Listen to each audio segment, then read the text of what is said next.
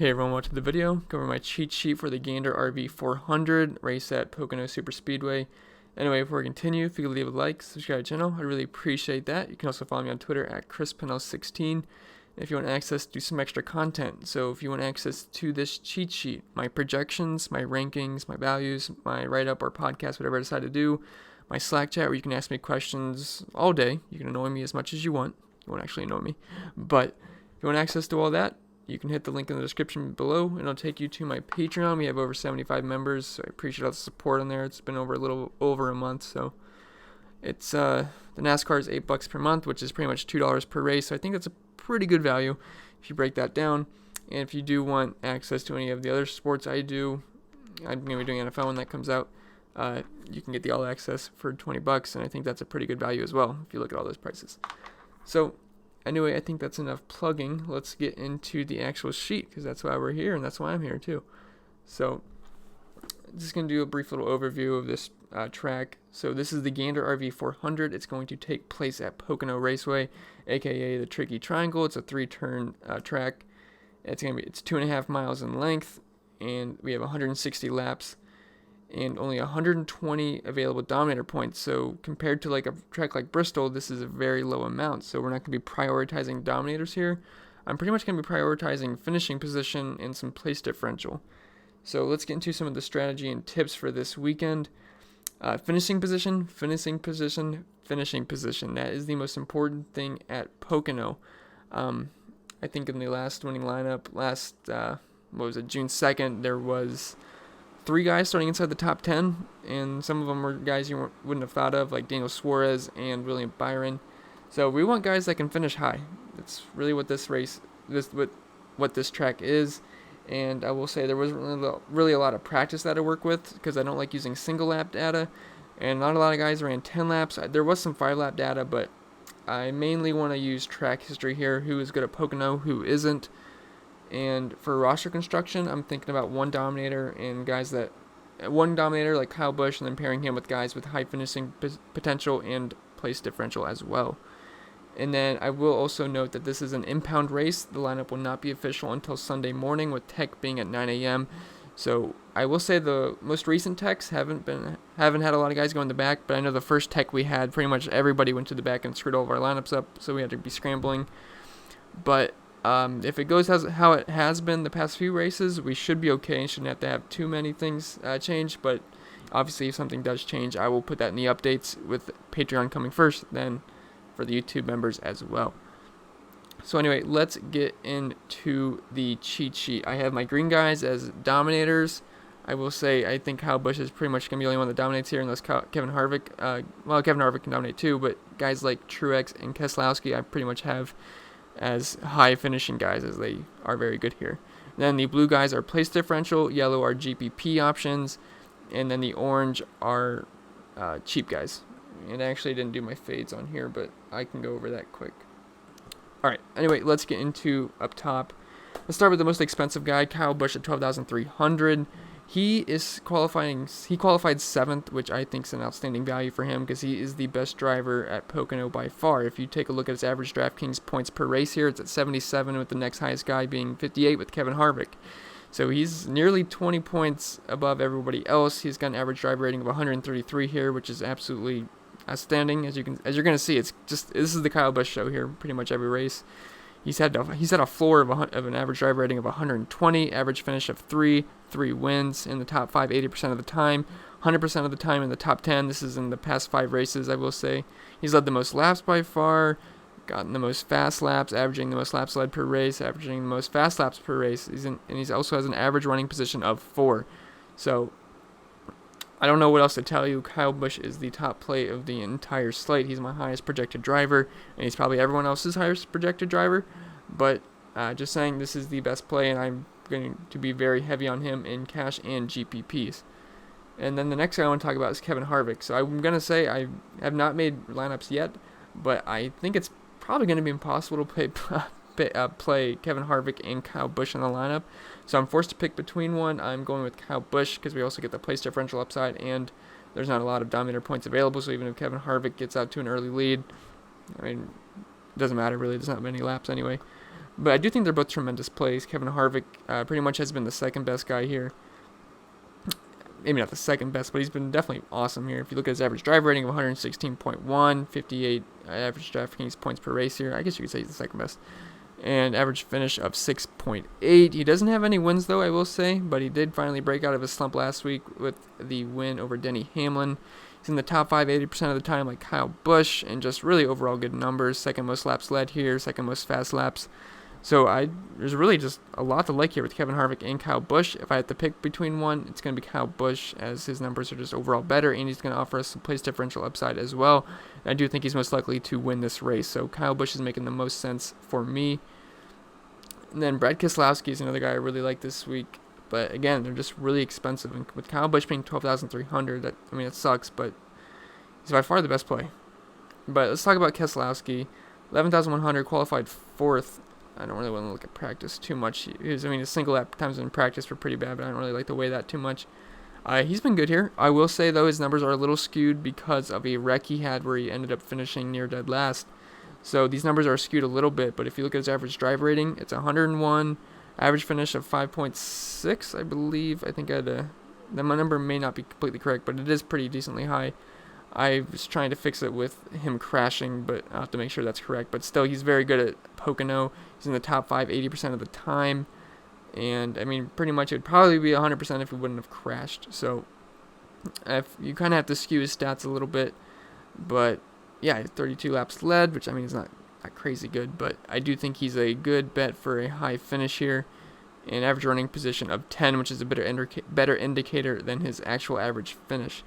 So, I do like Brad Keselowski quite a bit. The only problem is I want to play Kyle Busch, so I'm not sure if we're going to be able to fit both of these guys in our lineups. So we're probably going to have to drop down to the mid-tier, but I do think Keselowski is an interesting GPP option if Kyle Busch maybe has trouble, and then Keselowski is starting 7 spots further back than Kyle Busch, and I do think Keselowski could contend to be in the top 3, top 5, so a lot to like about Keselowski, a lot to like for Keselowski this weekend. And then Martin Truex Jr., he's starting 11th. He's 10,500. Probably someone I'm not going to be too heavy on, just considering the guys above him. But he's been good here as well. He's got an average driver rating of 100. The ceiling of his driver rating is 129, which is, I believe, third best out of all these drivers. He does have a win here. Top 5, 40% of the time. Top 10, 60% of the time. And does have the third most fast laps here. Third most laps led. And he's a good play. I could see he's definitely going to be lower owned than guys like Kyle Busch and Kevin Harvick, and most likely Keselowski as well. But I do think he's an interesting GPP option, but he's definitely 4th on my list. And then Denny Hamlin, someone I'm not going to really have exposure to. Joey Logano actually was decent in practice, but if you look at how he's been here, average DraftKings points per race 23, average drive rating of 75, average finish of 18. Not someone I'm too interested, especially when he's near 10K. Just give me Chase Elliott all day. Let's get into Chase Elliott at 9,500. He's qualified 23rd, and this is one of my favorite plays. He's been very good here. I believe he was in the winning lineup last Pocono race, if I am correct. Let's actually take a look at that because I want to make sure. Yes, he was. He started 12th, and now he's starting 23rd or something. So I do like Chase Elliott quite a bit this week. One of my favorite plays, along with Kyle Busch. So average DraftKings points per race 45, average driver rating 103, average finish of 7. So really not a lot to say bad about Chase Elliott here. It makes a lot of sense to me. He's in the top 5 20% of the time, not that good, but he's in the top 10 100% of the time the past 5 races. And if he's starting 23rd, he's going to smash value. He's one of the highest values in projected drivers in my model. So I would recommend getting him in as many lineups as you can. He's one of my favorite plays of the week. He has got an average running position of 8.4. So, he's a fantastic play in my opinion. One of my favorite plays. I'd say he's a core driver for me. Bowman, not too interested in starting 15th. But I want to talk about Ryan Blaney. He qualified 20th. And he's going to move up. So, he's not the best driver here, but he's still pretty good. If you look at his numbers, average drive rating of 89, which is respectable, average finish of 12, which is really what I'm liking here. So if he's starting 20th, he's going to move up. It's just a matter if you can afford him, especially if we're going to play Kyle Busch and Chase Elliott. But I do think he's interesting. He does have a win here. He's in the top 10 40% of the time, top 15 80% of the time. So chances are he's going to get positive place differential. It's just a matter of how much you want to pay for that with guys around him that are cheaper, like Kyle Larson and Clint Boyer, which we'll get into soon. So actually, let's talk about, probably not too interesting, Kurt Busch, but let's talk about Kyle Larson. So he's not the best at Pocono if you look at his average DraftKings points per race, but if you look at his average driver rating, it's 92, average finish of 18, which isn't the best. But the thing we like here is he is starting 29th, so he's going to move up unless he crashes like he does every single week. It seems like every time NASCAR goes to you see the caution flag on the top of the screen, then they pan to who's crashing, and you see Kyle Larson spinning into the wall. Hopefully that doesn't happen because he's one of my favorite plays and overall values of the entire slate. Starting 29th, he's going to move up. He's in the top 5 20% of the time, but top 10 40% of the time. So I do like Kyle Larson quite a bit. It's kind of the easy place differential play, and he's only 8,500, so I do think he's pretty decently easy to get in your lineups tomorrow. Then Eric Jones, I do have tagged as a GPP option only just because of how good he was in practice. Single laps, really, but I think he was first in the 10 lap in P1, if I am correct. Let's take a look. No, that was Clint Boyer, my bad. But he was first in the single lap in practice 2, 10th in the 10 lap in practice 2, but not a lot of cars ran 10 laps, as you can see. So I think it was only 13 cars, but I don't mind Eric Jones. He's only a GPP option for me because there is a risk with him starting 4th, but I do think he can top 10, and he's not overly expensive, and I do think he has top 5 upside. He has been very good here, averaging 41 points per race here, 102 driver rating, average finish of 9.6, which would suggest he's going to fall back a little bit, but I think he does have top 6, top 7 upside, and I don't mind taking a stab at that. 8,300, he's definitely going to be lower owned, but he's actually in the top 5 60% of the time here, top 10 80% of the time, so chances are he's going to stick around where he is. So I don't mind taking stabs at Eric Jones tomorrow. I do think he's a nice GPP, low-owned GPP play. Almirola, probably not going to have ownership in him. But Ryan Newman, he qualified 24th, so that's why I have interest here. Is he amazing here? No, he's not amazing, but I mean, he's average, 71 driver rating, average finish of 15, though, so that's actually pretty good, especially if you're qualifying 24th. So I don't mind Ryan Newman, although he is pretty expensive compared to where he usually is. He's usually in that 7K range, so I will say maybe he's a little overpriced, but I don't mind taking a stab at him starting 24th. Then Daniel Suarez, he was also in the winning lineup last Pocono race. He's pretty cheap at 7,800. He's qualifying 10th. And really, I think that's where he's going to finish. And I do like guys with high finishing upside. I do think he qualifies for that. He's got an average finish of 11 here, average driver rating of 87, and he's in the top 10 60% of the time. So I mean, chances are he's going to finish where he started or above. So I don't mind taking that at 7,800.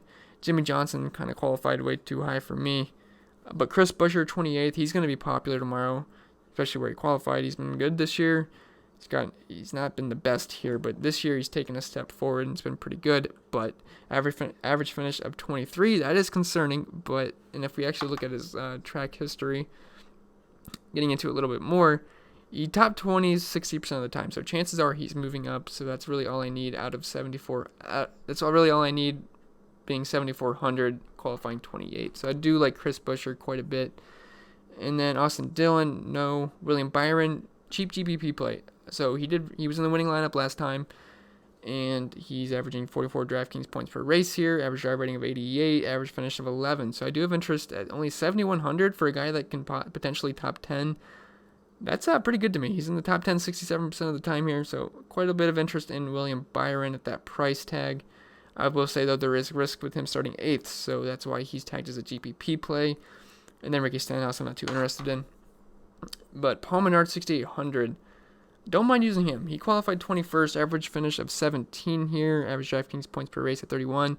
That's a pretty decent value at his price tag. I'm not going to go too in-depth there, but but if you need someone in that price range, I don't mind dropping to Menard. He's a solid driver. He's not usually a guy that's going to absolutely just destroy your lineups. Then Ryan Preece, that's not the best play, but he's 6,600. We need some cheaper guys if we're going to fit in Kyle Busch.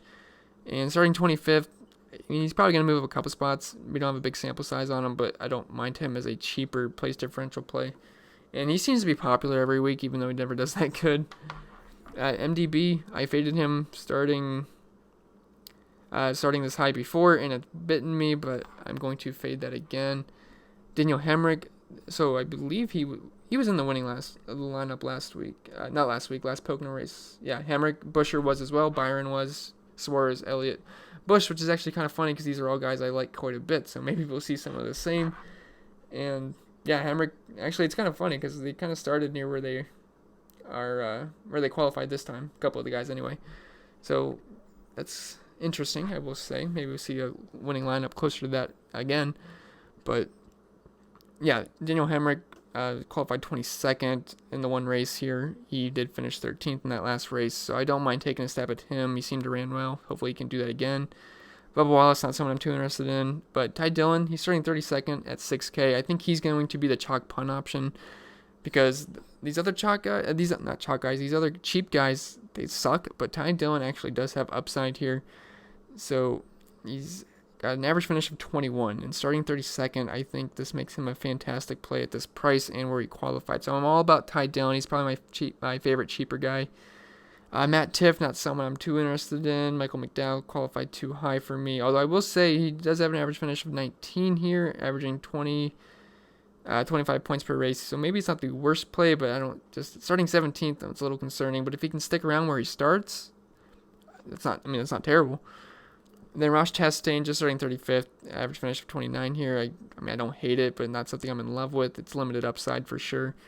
And then I just tagged Quinn Huff just because he's starting 37th. He finished 29th here. Maybe it happens again. If you can get me 22 points again out of Quinn Huff, and he's going to allow us to get two studs in our lineup, I don't mind it. I don't mind taking a shot. It's very risky because a guy like Quinn Huff, but I think it's an interesting option. But yeah, that's pretty much all I have for this video. I kind of went over all the drivers I am interested in. My favorite plays out of each tier is going to be like pretty much Kyle Busch, Chase Elliott, Kyle Larson, Chris Buescher, Menard, and Ty Dillon, really. But anyway, yeah, that's all I got for the video. I hope this was helpful to you, breaking down my cheat sheet. If you want access to this cheat sheet and all my other stuff I'm going to be doing, hit the link in the description below. It'll take you to my Patreon page, and you can get access to all the goodies and my Slack chat as well. So remember to leave a like, subscribe channel. I really appreciate that. And you can follow me on Twitter at ChrisPennell16. And we'll see you guys in the next video. And I wish you guys the best of luck.